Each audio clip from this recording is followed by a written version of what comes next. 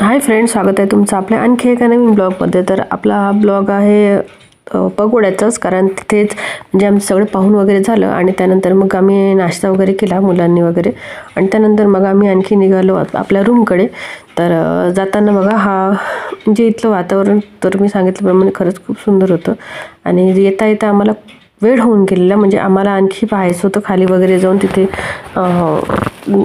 तिथे म्हणजे असं पार्क वगैरे होता ते वगैरे पाहायला जातो म्हटलं, पण तिथे झालेला उशीर, कारण आम्हाला पकोड्यालाच भरपूर वेळ झालेला होता, त्याच्यामुळे आम्हाला ते तर पाहायला मिळालं नाही। मग आमची बोट वगैरे आलेली होती आणि यांचा टाईम असतो तर ह्या 6च्या नंतर बंद होऊन जातात, आणि आम्ही म्हणजे ते बससुद्धा असते, बसची सेवासुद्धा होती, पण आम्ही ते निवडले नव्हती, आम्ही निवडलं होतं ही सेवा।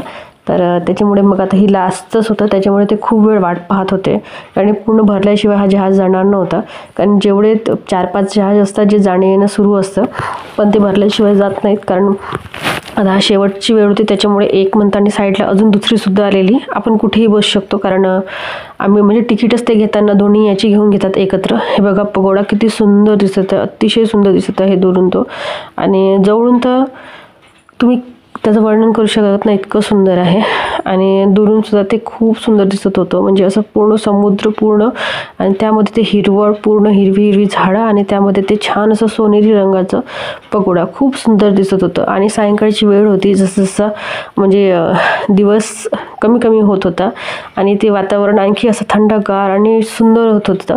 आम्ही जेव्हा गेलो तेव्हा थंडी नव्हती, ऊनच होती, आणि थोडंसं गरमच वातावरण होतं, पण इथे समुद्रामध्ये अशी छान हलकीशी हवा येत होती, त्याच्यामुळे खूप सुंदर वाटत होतं, आणि इथून काय जायचं मन होत नव्हतं, त्याच्यामुळे मी असं झूम करून करून ते पकोडा पाहत आहे। खरंच ते आजूबाजूचं जे वातावरण आहे आणि ते खूप सुंदर वाटत होतं, म्हणजे तिथे एक पॉझिटिव्ह एनर्जी होती जी की मला सर्वात जास्त आवडलेली, आणि मी आणखी त्याला झूम करून करून घेत आहे, आणि मला तिथून काय जायचं मन होत नव्हतं।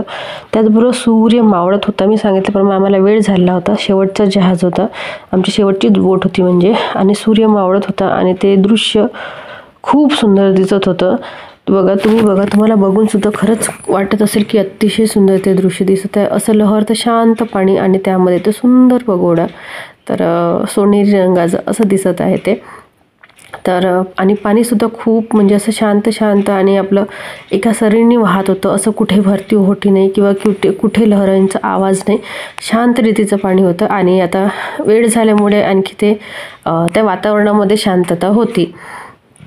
तर अशाप्रमाणे आम्ही असं जसं जसं दूर दूर जात आहे तसं तसं ते असं वाटत होतं की आपण मुंबईच्या दूर दूर जात आहोत असं वाटत होतं, आणि मग मी एक तर काठावर बसून होते, त्याच्यामुळे तिथले व्हिडिओज वगैरे घेत होती, आणि पाण्याचे व्हिडिओज निघत म्हणजे होते, आणि खूप सुंदर दिसत होतं। हे जसं जसं दूर जात होतं तसं तसं ते आणखी छान वाटत होतं असं म्हणू शकतो। तर बघता बघता ते डोळ्याच्या आडसुद्धा गेलं, आणि आता जवळपास आम्ही आता जिथून आम्ही म्हणजे चढलो होतो तिथेच आता आणखी जवळपास आलेलो आम्ही आमच्या जिथे म्हणजे पकोड्याचे तिकीट वगैरे घेतले तिथे आलेलो होतो, आणि वरती बघा निवांतपणे मस्तपैकी इथे पक्षी फिरत आहेत समुद्राच्या वरती, मस्त वाटत आहे। आणि बघा आता आम्ही येतच आहोत तर इथे लागलेले आपल्याला दिसत असेल बिल्डिंग्स, जसं जसं आपण मुंबईच्या जवळजवळ असं वाटत होतं तर मुंबईच्या पण दूर गेलो, शांत ठिकाणी गेलो असं वाटत होतं, आणि आता आणखी असं वाटलं आणखी आपण मुंबईमध्ये आलो, तीच गर्दी तीच बिल्डिंग्स असं। तर चला आता झालेलं आमचं फिरून, आणि आता आम्ही निघत आहोत बोटमधनं बाहेर। तर हा प्रवाससुद्धा खूप सुंदर होता, खूप मनाला भिडणारा होता, आणि पकोडा खरंच खूप सुंदर आहे, आणि तिथे जाण्या येण्यासाठी जे आम्ही बोट निवडली ते अतिशय सुंदर, कारण की खूप मस्त वाटलेलं त्या बोटमध्ये सुद्धा, आणि ते पाणी आणि तो किनारा, ते पाणी, ते हिरवळ, तो वारा, आणि तिथून दिसणारा तो स्वच्छ आणि सुंदर असा सूर्यप्रकाश, आणि सूर्य असं म्हणू शकतो मावळताना जो दिसणारा, तर अशा प्रकारे झाला। आणि इथे ज्या गाड्यासुद्धा जात होत्या, आणि आता आणखी एक शेवटची बॅच होती की झालेलं होतं माहिती नाही, सगळेजण उतरत होते, आणि आता झालेलं होतं कारण सायंकाळी इथे बंद होतात, तिथे काहीशी आम्ही पीक वगैरे काढले, आणि त्यानंतर मग आता आम्हाला जायचं होतं आपल्या रूमकडे। तर आता निघत आहो आम्ही, आणि जाता जाता बाजूच्या बिल्डिंग्स वगैरे बघा, आणि पाणी, आणि इथे आमचं आता म्हणजे थकल्यासारखं झालेलं होतं दिवसभर बघून बघून, एक तर आतमध्ये खूप पकोडा खूप आतमध्ये आहे मी सांगितल्याप्रमाणे, तर खूप तिथून खूप दिवस गेला पकोडा पाहून। हा होता स्पेशल पकोड्याचा ब्लॉग।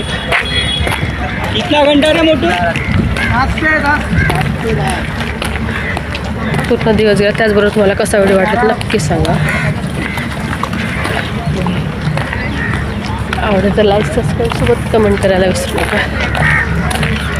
तर बघता आम्ही आता येऊन पोचलेलो होतो अगदी काठावर. आणि इथे बघा म्हणजे इथे मला काहीतरी असं नवीनच वाटलेलं की इथे ही जी बोट आहे ही स्पेशल गाड्यांसाठी आहे. म्हणजे इथेच मस्त भरपूरपैकी गाड्या होत्या ज्या की या बाजूनी म्हणजे या समुद्राच्या पार्श्व आहेत त्या साईडनी जाणाऱ्या होत्या की काय माहीत नाही. म्हणजे ज्या समुद्रातून जाणाऱ्या होत्या ते सुद्धा बाईक सायकल वगैरे ते लोक घेऊन जात होते. आणि हा तर रस्ता असा भयंकरच आहे कारण की दोन्ही साईडनी समुद्र आणि मध्येच तो रस्ता होता आणि तिथनं लोक येणे जाणं करत आहे. म्हणजे इथपर्यंत ॲटो वगैरे येऊ शकते पण आम्हाला अगदी साईडनीच उतरवले होते. आणि त्यानंतर बघता मग ही झाली गर्दी. आता आम्ही निघालो आपल्या रूमकडे. तर येता इथे एक पुलिया दिसला आणि बाकी आमच्यासोबत जे सगळेजण होते ते काही नाश्ता करायला थांबलेले. आणि आम्ही आता वरती आलेलो. आणि इथे बघा मस्तपैकी फुलं वगैरे विकायची. म्हणजे इथे फुलं खूप लागतात. म्हणजे केसांना वेणी गजरा वगैरे खूप लावतात. त्याच्यामुळे इथे जागोजागी तुम्हाला गजरा घेऊन इथे लोक दिसतीलच. आणि बायासुद्धा तुम्हाला ज्या आहेत त्या भरपूरशा गजरा लावलेल्या दिसतील. म्हणजे मी खूप म्हणजे जवळपास इथे खूप बायांना शौक आहे किंवा काय माहीत नाही. तर खूप इथे फुलांचं खूप आवक जावक आहे असं म्हणू शकतो. तर अशा प्रकारे बघा. आणि इथे इतकी गर्दी तुम्ही कुठेही पहा. अगदी पुलियावर पहा रोडच्या साईडनी बसमध्ये म्हणजे कुठेही पहा अगदी माणसांची गर्दी. माणसांना जे आहे मुंबई शहर वेढून गेलेलं आहे असं झालेलं. त्यानंतर मग आम्ही रूमकडे आलो. येता आम्हाला तिथे मंदिर होतं. मंदिरामध्ये होती आरती सुरू. आणि मग आम्ही सुद्धा थोडंसं थांबलेलो कारण मध्येच होता पाऊस लागलेला. तर त्याच्यामुळे थोडंसं थांबावं म्हटलं. आणि इथे तर आरती सुरू दिसली त्याच्यामुळे मग आम्ही थांबून गेलो. आणि आरतीसुद्धा केलेली. थांबलो. आणि बाहेर पाऊस मस्त सुरू आहे. हे बघा बाहेर तुम्हाला छत्र्या घेऊन लोक दिसत असतील. आणि साईडनी आहे पाणीसुद्धा पडत आहेत. आणि ज्यांना वाटलं ते येऊन हात तर जोडत आहे. आणि सोबत पावसापासूनही थोडंसं त्यांचा बचाव होत आहे कारण ते पेंडाल वगैरे टाकूनच होतं. तर अशा प्रकारे आमचं झालं दर्शन, आजचं दर्शन. आणि हा झाला पूर्ण पगोडा ब्लॉग आपला कंप्लीट. तर तुम्हाला हा ब्लॉग कसा वाटला तर नक्की सांगा. आवडते लाईक सबस्क्राईब सोबत कमेंट करायला विसरू नका. आणि चला आता इथे आरती सुरू आहे. या आरतीबरोबरच मी करते आहे व्हिडिओला एंड. तर बाय. आणखी तुम्हाला असे छानसे व्हिडिओ आणखी समोर बघता येईल तर नक्की बघा. पूर्ण मुंबई दर्शनचे मी व्हिडिओ घेतलेले आहे. आणि प्रत्येक ठिकाण मी तुम्हाला तिथे दाखवण्याचा प्रयत्न केलेला आहे. इथे साईबाबाची मूर्ती आहे. साईबाबाची आरती सुरू आहे. बाय.